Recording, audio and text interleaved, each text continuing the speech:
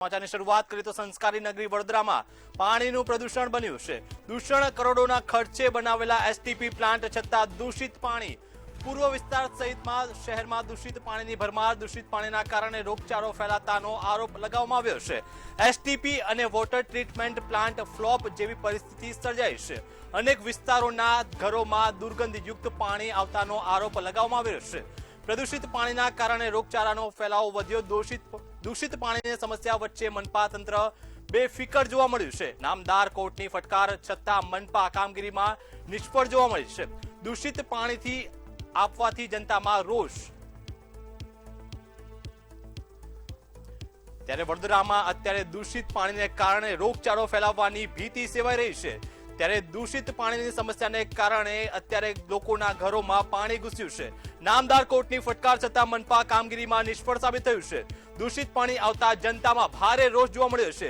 જો અહીંયા કોઈ રોગચાળો ફેલાય તો જવાબદાર કોણ, તે પણ એક સવાલ ઉભો થઈ રહ્યો છે। વડોદરામાં અત્યારે દૂષિત પાણી છોડાતા લોકોના ઘરોમાં દૂષિત પાણી ઘૂસ્યું છે। ત્યારે વડોદરામાં આ દૂષિત પાણીના કારણે લોકોમાં રોગચાળો ફેલાવવાની ભીતિ પણ જોવા મળી છે। ત્યારે સંવાદદાતા નિલેશ બ્રહ્મભટ્ટ વડોદરાથી લાઈવ જોડાઈ ગયા છે। નિલેશ, આ દુર્ગંધયુક્ત પાણી અત્યારે વડોદરામાં જોવા મળ્યું છે। ત્યારે જો આ પાણીના કારણે જો કોઈ મોટો રોગચાળો ફાટી નીકળે તો જવાબદાર કોણ, એ સવાલ ઉભો થઈ રહ્યો છે।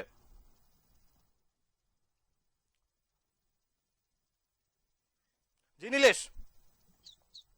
જે સંસ્કારી નગરી એ પ્રધાનમંત્રી નરેન્દ્ર મોદીની કર્મભૂમિ છે અને પ્રધાનમંત્રી નરેન્દ્ર મોદી વડોદરા શહેરની ચિંતા કરે છે કે ગુજરાતના મુખ્યમંત્રી ભૂપેન્દ્રભાઈ પટેલ વારંવાર વડોદરાની મુલાકાત દરમિયાન કહી રહ્યા છે કે આગામી 5 વર્ષ વડોદરા છે।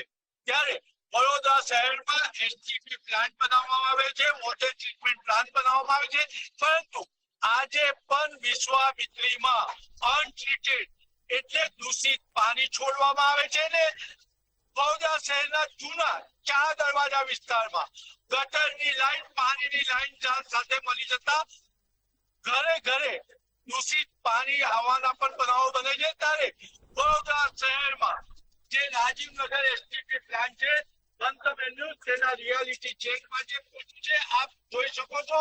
આ 78 એમએલડી સુએજ ટ્રીટમેન્ટ પ્લાન્ટ છે અને સુપ્રીમ કોર્ટની ગાઈડલાઈન છે કે એના વિસ્તારમાં એસટીપી પ્લાન્ટ ના બનાવી શકાય, પરંતુ આજુબાજુ આપ જોઈ શકો છો ચારે બાજુ રહેણાંક વિસ્તાર છે।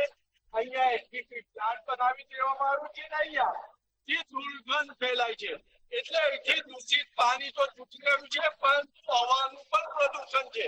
ત્યારે આપણી સાથે નગરના એચઓડી, નળ ગટર રોડના એચઓડી હવે છે જે એડિશનલ સિટી એન્જિનિયરનો પદ ચાર્જ ધરાવી રહ્યા છે। આપણે એમને સીધો સવાલ શું કહો છો? વડોદરા શહેરમાં છેલ્લા 10 વર્ષમાં 7,000 કરોડ રૂપિયા છતાં પણ આજે પ્રદૂષિત પાણી વડોદરા માટે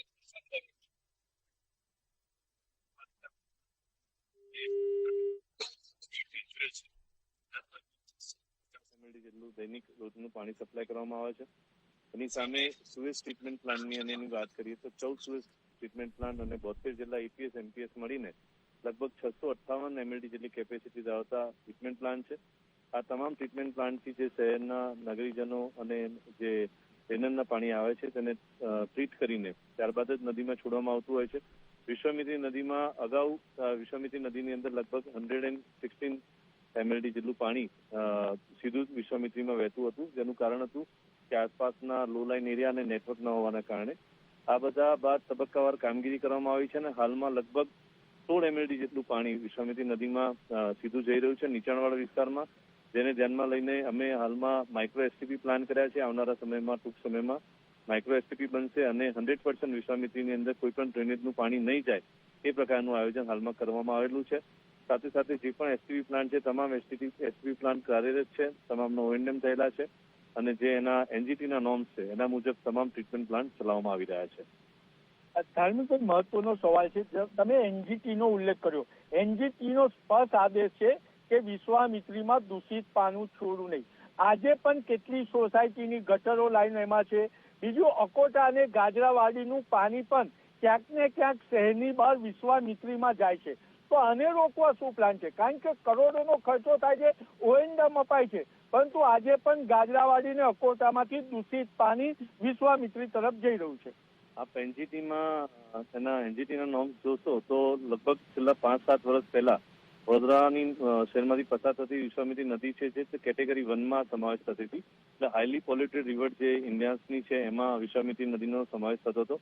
પરંતુ હાલમાં એ કેટેગરી 1 થી ઉતરી અને કેટેગરી 4માં આવી ગઈ છે. લગભગ આપણે 116 MLD જે પાણી જતું હતું એમાંથી 100 MLD પ્લસ પાણીને આપણે વિશ્વામિત્રીમાં જતું રોક્યું છે. અને 16 MLD જે હજી પણ જાય છે એના માટે માઇક્રો એસટીપી પ્લાન કર્યા છે, કારણ કે એના જે નેચરલ ગ્રેડિયન્ટ છે એના મુજબ એ હયા ડ્રેનેજ લાઇનની અંદર લાઇનના પાણીના ડ્રેનેજના કનેક્શનો શિફ્ટ થઈ ન શકે. એના માટે માઇક્રો એસટીપી બનાવીને એ 16 MLD પણ જે પાણી હાલમાં જઈ રહ્યું છે તેને પણ સદંતર બંધ કરવામાં આવશે અને એનજીટીના જે નિયમ છે એને ફોલો પણ કરવામાં આવે છે. ધાર્મિકભાઈ, એસટીપી ની વાત કરીએ, તમે ઓએનડમ ની વાત કરી, આપણે આ રાજીવનગર એસટીપી ઉભા છે, આપ પોતે અનુભવ કરી રહ્યા છો કે કેટલી દુર્ગંધ માલ છે, તો નાગરિકોને અહીંયા કેટલી તકલીફ થતી હશે. તો આની માટે તમારો શું પ્લાન છે? ઓએનડમ છે, કરોડો રૂપિયા આપીએ છે, છતાં આવું ઓએનડમ. હાલમાં આપણે જ્યાં ઊભા છે ત્યાં આગળ સ્મેલ આવી રહી છે. એ આપણે આવ્યા તે બાબતે ચર્ચા કરવામાં આવી હતી. એટલે એની ઓએનડમ એજન્સી છે તેને અમે નોટિસ પણ આપીશું અને તમામ આ જે એસટીપી બનેલો છે એની અંદર પૂરતા આયોજન કરવામાં આવેલા છે કે કોઈ પણ પ્રકારની સ્મેલ ના આવે, એનો ઓર્ડર કંટ્રોલ રાખવાના હોય છે. એ મુજબના જે એમને ધારાધોરણ જે સાચવવાના હોય છે, જે પ્રોસેસ કરવાનો હોય છે, પ્રોસેસ પણ કરવામાં આવતો હોય છે. પણ જે થોડીક સ્મેલ આવે છે એ બાબતે અમે ચોક્કસથી એમનો ખુલાસો માંગીશું અને જરૂર પડશે તો કાર્યવાહી કરીશું. સયાજીરાવ ગાયકવાડની મુખ્ય નગરી એટલે 4 દરવાજા વિસ્તાર. 4 દરવાજા વિસ્તારમાં જે પહેલા 3 માળ સુધીનું શુદ્ધ પીવાનું પાણી મળતું હતું, ત્યાં આજે વોર્ડ નંબર 14 હોય, 7 હોય કે 16 હોય, ત્યાં દૂષિત પાણીની સમસ્યા છે. તમે પાણીના નવા વોટર ટ્રીટમેન્ટ પ્લાન્ટ બનાવો છો, છતાં પણ નાગરિકો દૂષિત પાણીનો ભોગ બને છે. એના લીધે મેલેરિયા, કોલેરા, ઉલટી, વોમિટના પણ કેસો બની રહ્યા છે. તો આને કેવી રીતના રોકશો?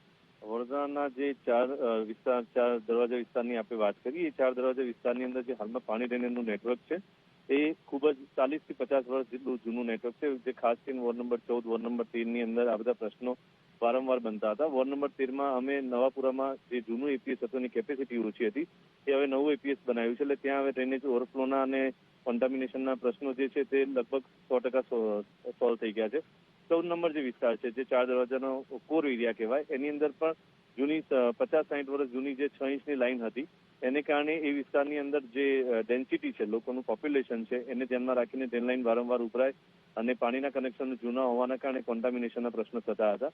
ત્યાં પણ અમે ધ્યાનમાં રાખીને છેલ્લા લગભગ 6 મહિના પહેલા કાલુપુરા એપીએસનું કામ શરૂ કરવામાં આવ્યું છે અને કાલુપુરા એપીએસ બનાવવામાં આવશે. સાથે સાથે જે એની ડિલિવરી લાઇન છે અને જે એની સપ્લાય લાઇન છે, બંને લાઇનો બદલી અને મોટા વ્યાસની કરવામાં આવશે, જેથી 4 દરવાજામાં જે હાલમાં ડ્રેનેજ ઓવરફ્લોના અને કોન્ટામિનેશનના પ્રશ્ન આવે છે એનો 100% નિકાલ થશે.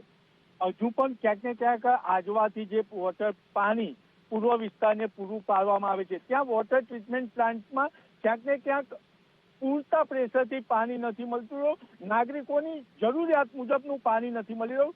તો નવા વોટર ટ્રીટમેન્ટ પ્લાન્ટ બનાવશો. પ્રધાનમંત્રી 2047નું પ્લાનિંગ કરી છે, તો આપણે ભવિષ્યનું પ્લાનિંગ એડવાન્સ કેમ નથી કરતા? બિલકુલથી પ્લાનિંગ કરેલું જ છે અને આયોજન હાલમાં ચાલુ જ છે. આજવાથી જે વડોદરા શહેરમાં પાણી આવી રહ્યું છે તે હાલમાં 3 વોટર ટ્રીટમેન્ટ પ્લાન્ટ છે અને 145 MLDની કેપેસિટી છે. એ મુજબનું પાણી હાલમાં આપણે લઈ રહ્યા છે. સાથે સાથે છેલ્લા 5 વર્ષમાં જે આયોજન કરવામાં આવેલા તેમાં એક 4થા નંબરે 50 MLDનો ટ્રીટમેન્ટ પ્લાન્ટ અને 5મા નંબરે 75 MLDનો treatment plant, surplus 145 plus 125 MLD નવું પાણી અને નવું ટ્રીટમેન્ટ પ્લાન્ટ અને એની સાથે સાથે એની નવી ડિલિવરી લાઇન શહેરમાં આવશે. જે તે વર્ષમાં જે આજવા સરોવરથી જે આયોજન કરવામાં આવ્યું હતું, જે પોપ્યુલેશન હતી એ પોપ્યુલેશનમાં વધારો થયો છે. આપ જાણો છો એ પ્રમાણે આસપાસના ઓછી વિસ્તારો છે, ડેવલપ થયા છે, હાઈરેઝ બિલ્ડિંગ બની રહી છે, લોકો વધુ વસવાટ થઈ રહ્યો છે. એટલે ઓબ્વિયસલી છે કે પાણીની જરૂરિયાત વધે. આ બધી બાબતોને ધ્યાનમાં રાખીને છેલ્લા 5 વર્ષથી આયોજન કરવામાં આવેલું હતું અને જેનું લગભગ 50 MLDનો ટ્રીટમેન્ટ પ્લાન્ટ છે એ તો હાલ પૂર્ણ થઈ ચૂક્યો છે, પરંતુ ડિલિવરી લાઇનનું જે કામ ચાલુ છે લગભગ આવનારા 1 થી 1.5 મહિનામાં પૂર્ણ થશે. ત્યારબાદ વડોદરા શહેરમાં લગભગ 50 MLD જેટલું આજવાથી 145 પ્લસ 50 એટલે 195 MLD જેટલું પાણી વડોદરા શહેરમાં બચશે અને ડિસેમ્બર 26ની વાત કરીએ તો વધુ 75 MLDનો પ્લાન્ટ તૈયાર થઈ જશે. એટલે બીજું 75 MLD એમાં એડ થશે. એટલે આજવાથી ડિપેન્ડન્ટ જે એરિયા છે એમાં જે વિકાસ થયો છે, એમાં જે નવી ઇમારતો બની છે, લોકો સમાવેશ થયો છે, ઓજી વિસ્તાર વધ્યા છે, આ બધી ડિમાન્ડ વધવાને કારણે સાથે સાથે આયોજન પણ કરવામાં આવેલા છે. આવનારા ડિસેમ્બર મહિનામાં હું આપને કહી શકું તો આજવાથી 145ની જગ્યાએ લગભગ 200+ MLD પાણી લેવામાં આવશે, જેથી આ તમામ લોકોને પૂરતું પાણી આપવામાં આવશે. ટૂંકમાં સર સયાજીરાવ ગાયકવાડની નગરી વડોદરાને સર સયાજીરાવ ગાયકવાડ દ્વારા જે સુવિધા મળતી હતી એ ક્યાં સુધીમાં મળી શકે? આજવાથી જે આપણે વાત કરી એ આયોજન મેં આપને કીધું પ્રમાણે ડિસેમ્બર 2026માં પૂર્ણ થનાર છે. ત્યારબાદ આજવા ડિપેન્ડન્ટ જે વિસ્તારો છે કે જેને આજવાથી પાણી પૂરું પાડવામાં આવે છે તેમને 100% સફિશિયન્ટ પ્રેશરથી અને જરૂરત રિક્વાયરમેન્ટમાં પાણી પૂરવામાં આવશે.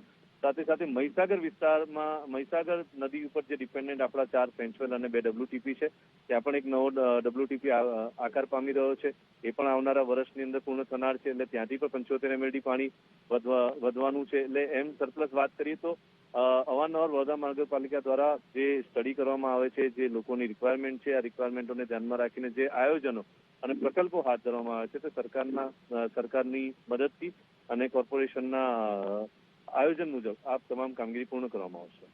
એટલે અધિકારી હોય કે સરકારી તંત્ર હોય એ આશ્વાસન આપે છે, પરંતુ ક્યાંક ને ક્યાંક હજારો કરોડ ખર્ચ કર્યા બાદ પણ આજે વડોદરા શહેરમાં દૂષિત પાણી મોટું દૂષણ સાબિત થઈ રહ્યું છે ને વડોદરા શહેરમાં કેટલાય વિસ્તારમાં રોગચાળો ફેલાયો છે.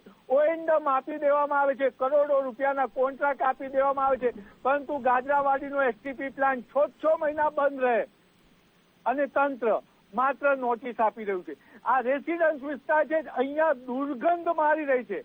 એડિશનલ સિટી એન્જિનિયરે પણ કબૂલાત કર્યું છે, પરંતુ ઓએનડમ કરનાર વ્યક્તિઓ અહીંયા માત્ર બિલ બનાવે છે તેવું કહી શકાય. STP બનાવનાર અધિકારી અને એડિશનલ સિટી એન્જિનિયર અહીં પહોંચે છે, પરંતુ STP સાચવણીની જવાબદારી છે એ અધિકારી ક્યાં, એ પણ સવાલ છે અને સવાલો અનેક છે. પરંતુ સર સયાજીરાવ ગાયકવાડની નગરીમાં પાણી પ્રદૂષણ કે હવાનું દૂષણ સાબિત થઈ રહ્યું છે. જી માહિતી સાથે આપ જોડાયા તે બદલ આપનો આભાર.